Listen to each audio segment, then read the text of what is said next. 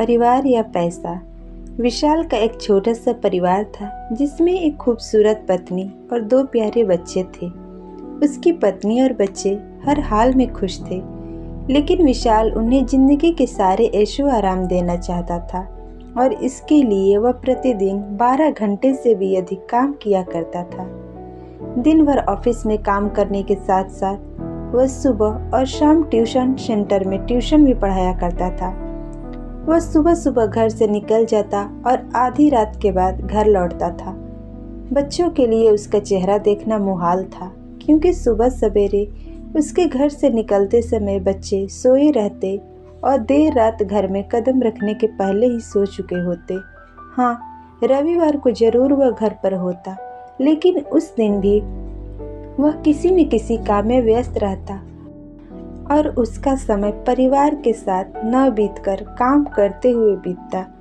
परिवार उसके साथ टाइम बिताने का बस इंतजार करता रह जाता। पत्नी अक्सर उससे कहा करती कि उसे घर में वक्त बिताना चाहिए, बच्चे उसे बहुत मिस करते हैं। उस वक्त वह यही जवाब देता कि ये सब मैं उनके लिए ही तो कर रहा हूँ।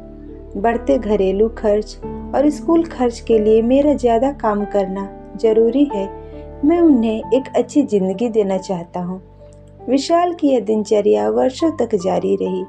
वह यूं ही परिवार को अनदेखा कर कड़ी मेहनत करता रहा। इसका फल भी उसे मिला। उसकी पदोन्नति हुई, अधिक से अधिक वेतन मिलने लगा। परिवार अब बड़े घर में रहने लगा। खाने पीने और अन्य सुविधाओं की उन्हें कोई कमी न रह गई। लेकिन विशाल का यूं ही काम करना जारी रहा।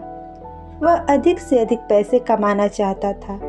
पत्नी पूछती कि आप पैसे के पीछे क्यों भाग रहे हैं? हमारे पास जो है हम उसमें खुश रह सकते हैं। तो उसका जवाब होता कि मैं तुम्हें और बच्चों को सारी दुनिया की खुशियाँ देना चाहता हूँ। बस कुछ साल और मुझे मेहनत करने दो। पत्नी चुप हो जाती। 2 साल और बीते। इन 2 सालों में विशाल बहुत मुश्किल से अपने परिवार के साथ समय बिता पाया। बच्चे अपने पिता को देखने, उससे बात करने को तरस गए। इस बीच एक दिन विशाल की किस्मत खुल गई। उसके दोस्त ने उसे अपने व्यवसाय में हिस्सेदारी की पेशकश की और इस तरह विशाल एक व्यवसायी बन गया। व्यवसाय अच्छा निकला और विशाल को पैसे की कोई कमी नहीं रह गई थी। उसका परिवार अब शहर के सबसे अमीर परिवारों में से एक था।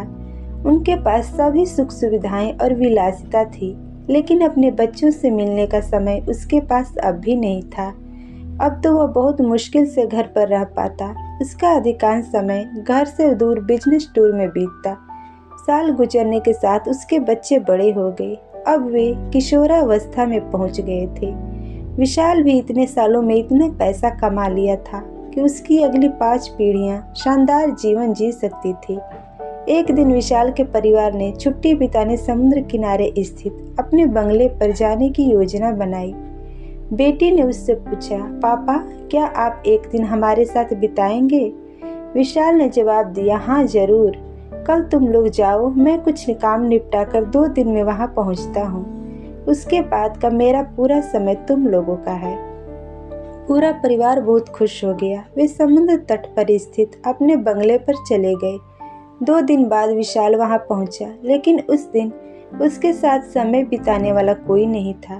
दुर्भाग्य से वे सभी उस दिन सुबह आई सुनामी में बह गए थे। विशाल अपने पत्नी और बच्चों को कभी नहीं देख सकता था। करोड़ों की संपत्ति होने के बाद भी वह उनके साथ का एक पल नहीं खरीद सकता था। वह पछताने लगा। पत्नी के कहे शब्द उसे याद आने लगे। आप पैसों के पीछे क्यों भाग रहे हैं? हमारे पास जो है हम उसमें खुश रह सकते हैं। दोस्तों, पैसा सब कुछ नहीं खरीद सकता, इसीलिए पैसों के लिए अपने परिवार को महत्व देना कम मत करें।